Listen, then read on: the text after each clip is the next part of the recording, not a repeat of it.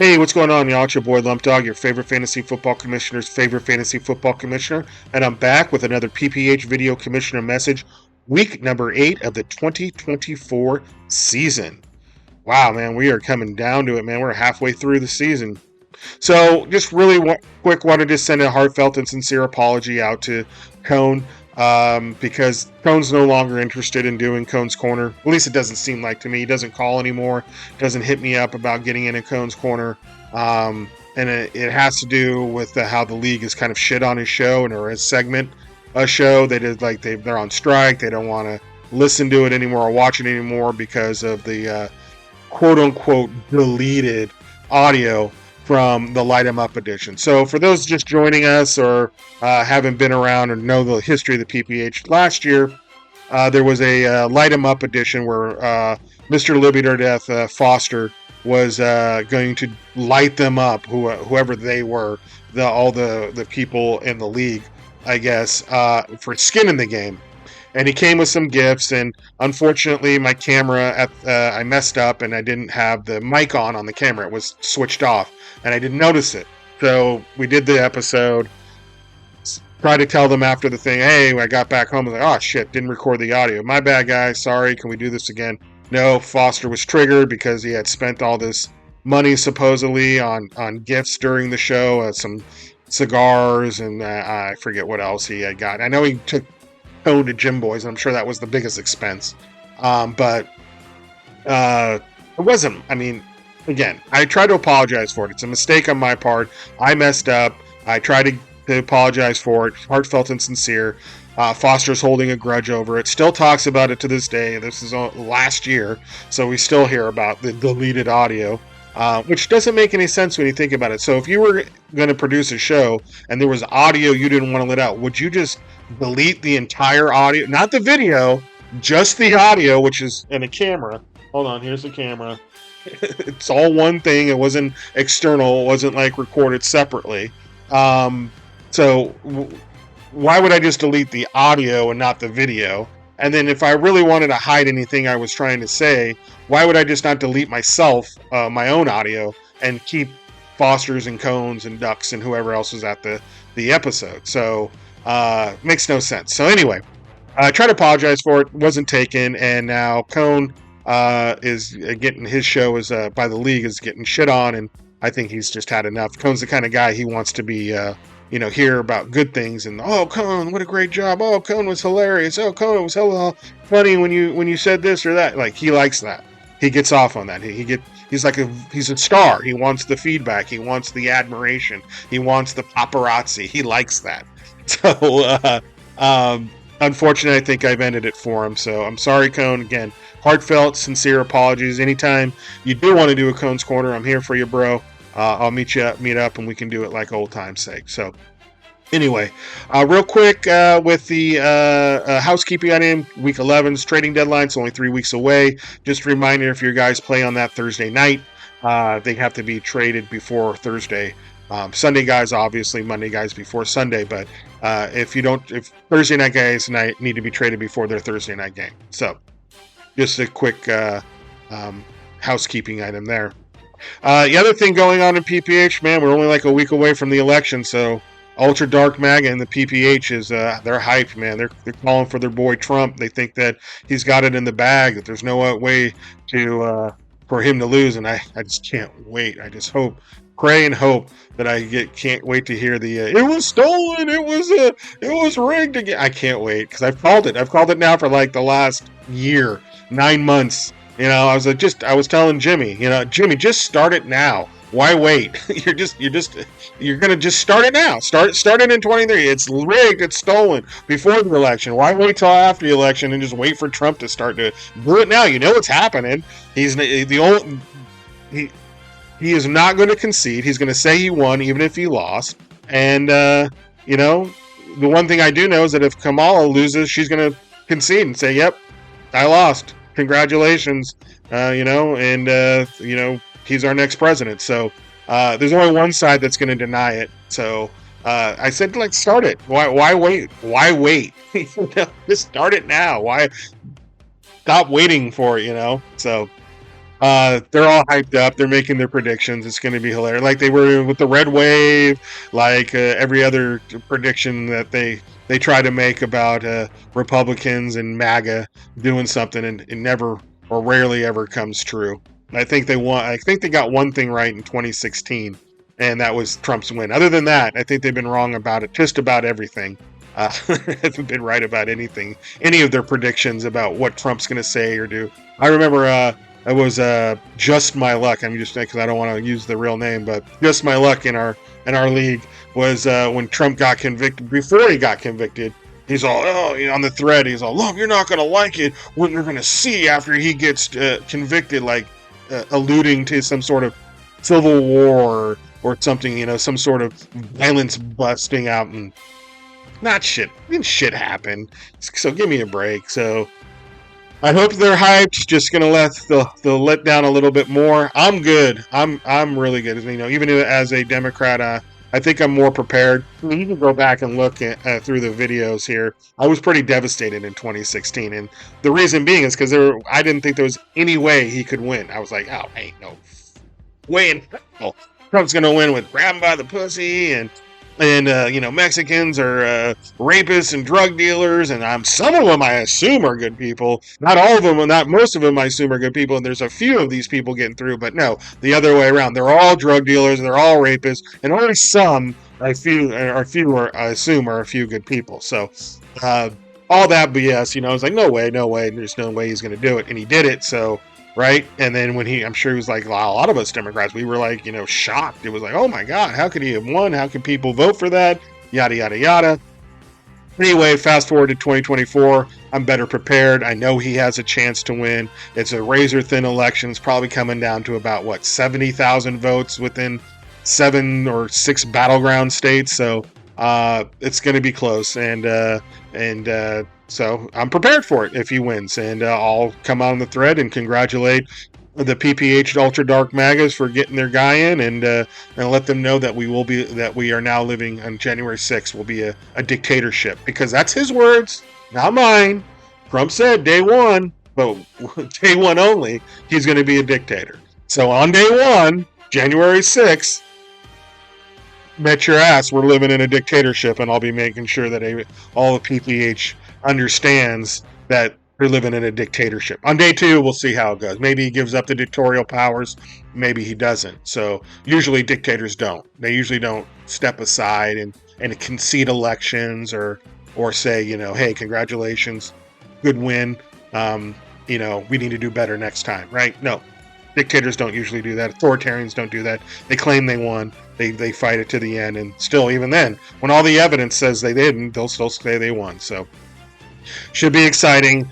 We all know we're not getting the results on the 6th. It'll probably take about a week or so to count all the ballots and get out all the legal challenges and all that other stuff. That'll probably take longer than a week with the legal challenges. But anyway, we're in for a shit show, America. So buckle up, and I hope you're playing fantasy football to try to distract you, because it is a good distraction from all the craziness that is politics. But anyway, sorry for the rant there. I didn't mean to go into the big old rant about the 15 ultra dark magas in the league, but that's the way it is, man. Me. I think Cone's a little. He's wishy-washy. He's like a blade in grass in the wind. He'll just go whatever way the wind blows. Like, he's not set on any principles or anything like that. So he could go either way with Trump or Kamala, but I'm strictly Kamala, and then the rest are strictly Trump, and so that's the way it is, and we'll see how everything goes. Supposedly there's going to be some big, huge push-up contest on this 6 between Jimmy and Foster. Supposedly, that's what I keep hearing. I doubt that happens. We'll see. It'll be funny if it does, and better be on video. That's all I can say. All right. So with that being said, let's go into last week's games and see how the PPH went down. Went right down. All right, so in the first game, we had the Irresistible Force get beat by the Anonymous Beavers, 142.1 to 75.1. Anonymous Beavers, Baker Mayfield, huge surprise this year, 46.1, even without Godwin, without Mike Evans, still putting up 330 yards passing and 3 passing touchdowns. So Good for him. He's been balling out, and that's a great draft pick. Getting real return on investment there, Jay Nash. Oh, and Jay Nash, by the way, is a residential insurrectionist. He was there in January 6th, shitting on the wall and smearing shit on the walls in the Capitol. So saw they put up a statue for him this week at the Capitol. So congratulations, Nash, on that. You must be very proud of yourself and on your sacrifice on shitting on Nancy Pelosi's desk. So congratulations. Barkley with 12.6, 15.6 from Najee Harris, Samuel with 10.6, 14.6 from Njoku, 15.5 from Moser, 10.2 from Bucker, and 10 from the Niners D. Gets him the win back to 500, 4-4. I wonder if Nash is now telling him to stop the count. Count him, 4-4! Stop the count! No, I'm sure he wants to keep counting. So anyway, gets the win back to 500. Irresistible Force. Tough loss. Falls to 3-5. Caleb Williams only 16.2. Joe Mixon's been huge since they traded for him. 22.4 since he's come back from that injury. Waddle.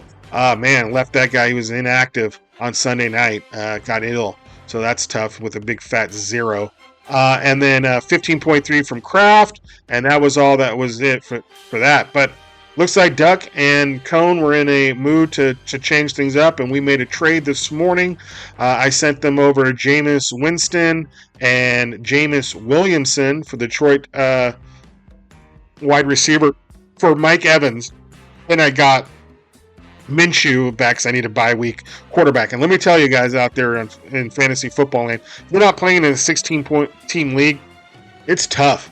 Man, it is tough, especially with quarterbacks. I mean, I got a bye week coming up with Kyler Murray here, so I had to make sure, like, that's the last starting quarterback on our free agent wire. Everybody else is taken. I mean, everybody else is taken. There are no startable quarterbacks. So if Minshew, I didn't get Minshew back, and he was to stay on the Irresistible Forces roster, I would not have a quarterback come week 11, unless someone drops somebody, but I would not have a quarterback come week 11 when mine's on a bye. So you got to make sure you have that backup quarterback. So he was a throw-in, got Mike Evans. I know I got to sit on him for a couple weeks until he's back, but last week's win gave me some wiggle room there to maybe take an L or two and before he gets back. So anyway, Irresistible Force to 3-5, and they're trying to switch it up, trying to change it up and get into the playoffs. All right, in the next game, we got the Boogaloo Boys beating out Just My Luck, 154.4 to 116. Boogaloo Boys, Jalen Hurts with 51.3. Josh Jacobs, his best game of the year with 26.2. 11.1 from Dalton Kincaid. 15.6 from Puka Nacua. That's a good boost to the squad there. 20 points from the Steelers defense and gets the Cruise at 3-5 with the 154.4. Just My Luck falls at 3-5 with only putting up 116. Patrick Mahomes, I think that's his best game in the season as well with 36.9. Rachaad White with 12.2, 13.5 from Brian Thomas Jr., 20 from Kelsey, 14.2 from Boswell. Wasn't enough to get it done and takes the L, falls to 3-5. And the next game, we got our weekly winner, second time this year, Paddywhack. Getting the 161.1 to 111.6 win over Spiced Up. Patty's Playboys, big score here with 43.6, 14.2 from Henry, 22 from Stevenson, 22.2 from Downs. So I had to cut Downs last week because Jonathan Taylor came off the IR, and I had Tolbert. It was between hit Tolbert and Downs that I was choosing having to cut. And I went with Downs because with Richardson, he wasn't doing anything. He only did anything good with Flacco. And then I thought, okay, with Tolbert, he's the number 2 in Cowboys. Niners will probably route him. They'll be probably throwing. Maybe gets a garbage time touchdown, but didn't do very much. And looks like Downs, he had 109 yards and a 69-yard reception. Now, touchdown reception. That 69-yard touchdown reception, though, was a broken coverage. He was wide open. So you take that away from him, and what did he really do, right? 40 yards and 4 receptions, so like 8 points or 6 points or so, 7 points. But now that Flacco has been named the starter for the foreseeable future, he's back. I would have cut Tolbert if I would have known all that.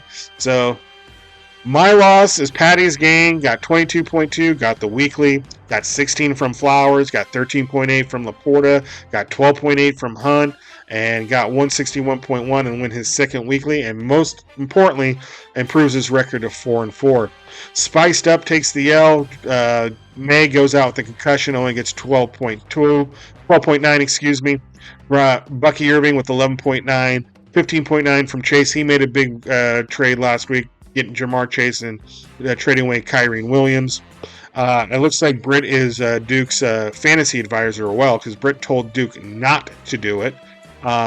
So he was actually asking Britt for his advice on it. So that's interesting. 14.8 from Sutton, 22.8 from Kittle, and 11 from the Giants defense. 111.6 wasn't enough to get it done. Takes the L, falls to 5-3. And the next game, we got the basket of deplorables losing the Brewdogs 130.6 to 150. Joe Burrow with 27.9 for Brewdogs, 13.9 from Connor, 27.8 from Cook, big score there. 15.7 from Olave, 14.2 from Myers, 11.2 from Zach Ertz, 13.8 from Slayton, 17.5 from Elliott. Big scores across the board there. Got the 150, got improved to 5-3. Basket deplorables falls to 4-4. Trevor Lawrence with 43.8. Chase Brown with 12.4. 13.6 from Kupp. He's back, so that helps him. Trey McBride with 17.9. AJ Brown with 10.9. And Broncos D with 10. And he falls to 4-4. All right, in the next game, we got Smoking Dim beating out Mr. Liberty or Death, 138.9 to 119.3. Cousins with 53.2. Now, there's another mistake I made. I traded away Cousins for Anthony Richardson, who's now been benched, so he's pretty much worthless. And I pretty much gave away Kirk Cousins for free. One good thing about that, though, is that Cousins only 2 big games have come against Tampa Bay, and he doesn't play Tampa Bay the rest of the year. So those are done. Other than that, if we look at his game log here, he's not that great. 15.5, 36.1 was pretty decent. 26, 20.8, 71.9 huge against Tampa, 28.5, 20.2, and then a 53 spot again. So outside those 2 big games is really just kind of mediocre. And then the Philly game, I guess, was pretty decent with 36.1, 241 yards passing, 2 touchdowns. So pretty much gave away Cousins for free. Gibbs with 21.8, 16.6 from Mooney, 16.5 from Jefferson, 12.7 from Seibert. Lamar Jackson with 45.5 from Mr. Liberty or Death, 15.2 from Kamara, 10.2 from Hill, 12.1 from Andrews, and that was it. And wasn't enough to get the win. Falls to 4-4. Smoking them improves to 5-3. The next game, we got the Haters taking out 289ers, 136.6 to 112.7. Daniels, man. So take away the touchdown. That was 6 with 5, so 11.2. That really helped out his score. He would only had about 32 points. So 43.8 from Daniels, and and that touchdown coming on the Hail Mary at the end of the game. Pretty crazy to watch that one. That was fun. Aaron Jones only 10.5, 14.8 from Garrett Wilson, 11.6 from Ingram, 34.1 from Lamb. That's the big score that he needed there to push him over the top. And then that was it. Improves to 3-5. 289ers falls to 4-4 with Dak Prescott with 30.3. Kyrie Williams with 20.1, 16.6 from Montgomery, and then 16 from the Texans D. Falls to 4-4. And the next game, we got the West Point Gators losing to the Mollywops, 131 to 109.6. As I said, look at Ultra Dark MAGA. Even had to have their boy here with I'm fine. No scar in my ear. Fuck, got shot in the ear. Somehow not miraculously healed itself. No scar whatsoever, but a bullet hit it. Yeah, right. Anyway, huge Ultra Dark MAGAs. As I said, 131 to 109.6. Allen with 39.8. HN with 23.7. And 19.9 from Swift and 12.4 from Fairbairn, and the Chiefs defense with 13. Jordan Love went out with the groin, so only 16.6 would pretty much sealed the Mollywops deal. there. 14.8 from Dobbins, 12.1 from Robinson, 17.5 from Smith, Dell with 11.5, and that was really it for the team. 109.6 wasn't enough to get it done, and falls to 4-4. Real quick note though, folks that do like this stuff right here, those are the real people with Trump derangement syndrome. That's real Trump derangement syndrome, not the people that say that he's a menace, but the people that want to dress up, put on all the clothing, put on up all the flags, put up all the bumper stickers, and they do all that. That's the real TDS. Yep, sure is. All right, last game of the week here. Mr. Sweet Spot myself takes out No Way Jose 142.1 to 128. 129.8. Murray with 44.6. I'm locked into him now. I got nowhere to go because I just made the trade for it just traded away Jameis Winston. He was a free agent pickup, easy come, easy go. And I guess if I was thinking if I put up a squad around him, Murray, maybe I can get the wins when he does put up only 20 points or 20.4 points or whatever it might be in fantasy. 19.2 from Taylor. Good to have him back in the lineup. 21.1 from Marvin Harrison. That was kind of it was something that to look forward to, right? Because I was against Miami, which has pretty good cornerbacks, so him being able to put up that kind of production against some good cornerbacks is hopeful that he's maybe finding out the game because he was kind of slow the last few. Hasn't been putting up any numbers. Neighbors with 10.6, 23.1 from Pitts. He finally had his game, and that was really all to go in my squad with a 142.1. Grew to 5-3. No Way Jose, Sam Darnold with 36.6, 13.2 from Pollard, 10.6 from Diggs. Now lost Diggs for the year. Injuries again playing major role in this year's fantasy season. 15.5 from Coleman, 11.7 from Worthy, 12.1 from Bates, and 20 from the Lions D. Wasn't enough to get it done and falls to 3-5. All right, well, there you go, guys. That was the PPH in Week 8. Only a few more weeks left until the trading deadline, and then it's the home stretch for the fight for the playoff seeding. So good luck to everybody in Week 8, and I will catch you later. Lump Dogs out. Peace.